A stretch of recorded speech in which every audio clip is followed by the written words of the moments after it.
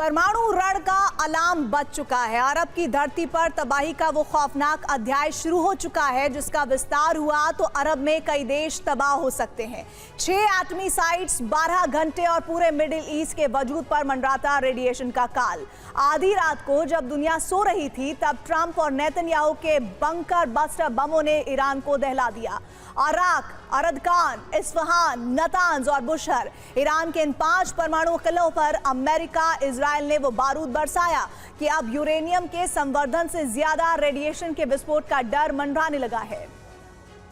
500 kilometre के दायरे में इराक, तुर्की, Azerbaijan, Turkmenistan, Afghanistan, Pakistan, Oman, UAE, Saudi अरब, कुवैत और सीरिया आ सकते हैं।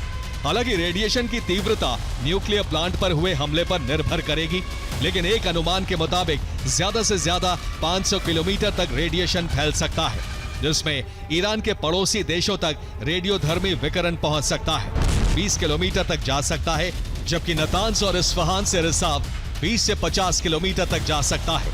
लेकिन बुशहर से आगे 500 किलोमीटर तक फैलने का खतरा है, जिसमें हजारों लोगों की जिंदगी पर बड़ा संकट है।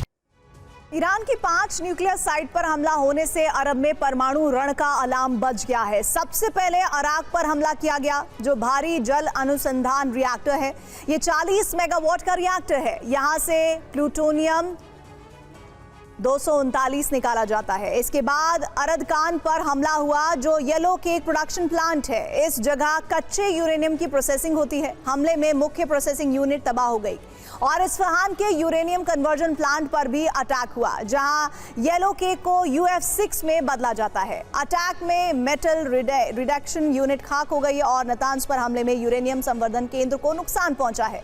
इस दरमियान सेंट्रीफ्यूज मशीनें तबाह हो गई। अब रेडिएशन फैलने का खतरा मंडरा रहा है। बुशहर न्यूक्लियर पावर प्लांट पर भी अटैक हुआ, जिससे प्रोजेक्टाइल रिएक्टर ध्वस्त हो गया। रेडिएशन फैलने का खतरा मंडरा रहा है।